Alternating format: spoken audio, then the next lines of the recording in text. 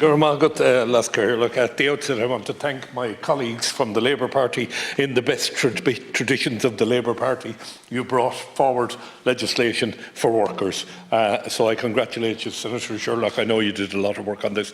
If I have a difficulty with your bill, it's in paragraph B where it says it does not expect or has no reason to expect payment. I see a loophole there for people to exploit those who might be taken in on work experience or internships. That, oh, did we not say at the outset that you had no expectation of payment? Now, the word intern and work experience has been a byword for exploitation in this country for as long as I can remember. Junior hospital doctors have been exploited by working way more hours than the ordinary individual. Yes, they are paid, but by no means are they paid the sort of money they should be. Accounting trainees, exploited to the last, working 18 hours a day, some of them. Young legal people in solicitors' offices working countless hours. The devilling that takes place down in the law library, some of them are not paid.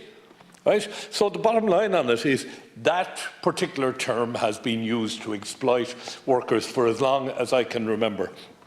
I recall in my own time as a teacher placing students on work experience, and my instruction to them was, you are not there to run errands or make tea. You're there to experience the job. And I remember placing one young fella in a company in Galway, and during the time he was there, he was repairing particular apparatus. And he rang me coming up to the end of the 3-week period, and he says, I've watched the guy I'm working for, and he's actually charging for some of the work I've done. What do you think I should do? I said, go and talk to him and tell him you want to be paid. And he went, and the employer in question paid him. He said, I never thought I should pay you, but he said, you're right, you did work that was paid, that we received income for.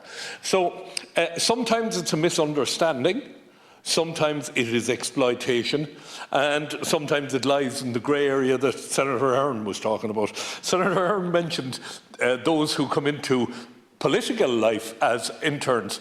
And I have to say, I haven't seen it in recent times, but in the early days when I came here, there were interns here who got nothing and were sent out delivering leaflets and newsletters for the member they were working for. And that was gross exploitation. It was just wrong in every sense of the word. That's not what they came here for. They came here for what Senator Ahern was talking about, to experience political life, to see how legislation moves through the House, to get involved in the research and things like that. And I don't believe that you, Senator Ahern, or any of your colleagues today would want to engage in that sort of thing. But I think we really need to step back and look at the way workers are exploited in this country, and look at the term intern and the work experience term. Both of those terms are just misused, misunderstood, and to a large degree young graduates coming out of college being expected to work for a year in a company and be grateful for it and get no income. I mean, that is just nonsense, absolute nonsense. And it used to be what they call a rite of passage, that you would give all of this time. But times have changed. Rents are high in Dublin, parents are stretched to the collar with trying to keep families going and everything else. And it is right and proper that work that benefits an organisation is paid for by the organisation. And I know of no intern that is genuinely shadowing another professional all of the time. If you're particularly the professions, if you're involved in the professions, you're given work to do that should be paid. It is work that is quantifiable, it is work that is verifiable.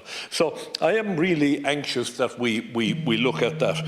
I do understand the element there about working with family and working for family. Clearly there's the likelihood that you're going to inherit into the organisation, and that's probably a good thing. The apprenticeship side, I can see no apprenticeship that should not pay. Back in the day when I was a lad, young fellas left school, I think it was about £2.50 a week you got when you started your apprenticeship, and you moved up the salary scale as you went through it.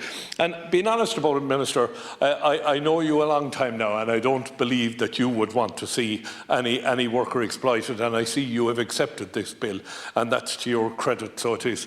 And I think we need to be more serious about what internships and what work experience is about. And I think a role here for the Workplace Relations Committee with respect to educating employers. We're in a new world, and I think we have to educate employers. We also have to educate those who place students into an internship or into a work experience programme.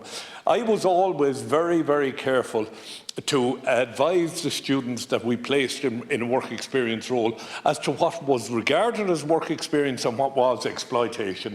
They were not there to make tea, they were not there to sweep the floors, they were not there to clean up in the evening. They were there to learn, and part of the learning was working, and part of the working was work that generated income for the organisation. And I think that has to be the key measure. If there's an income generating aspect to the work experience, then that income generating aspect has to be paid for. How we quantify it might be a difficulty as we go forward, but I'm out of time. I really want to thank Senator Sherlock. Great piece of work.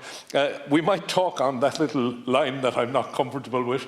I don't want to leave any room for exploitation here. So really congratulate you. Great piece of work by both of you. Thank you very much. Thank you.